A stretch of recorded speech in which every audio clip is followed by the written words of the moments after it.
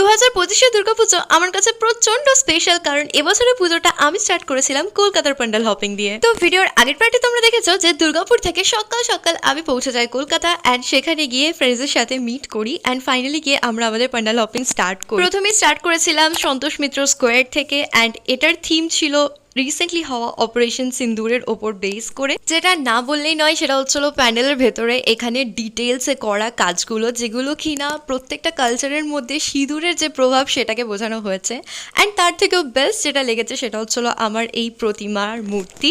And to be very honest, আমার খুবই ভালো লেগেছে।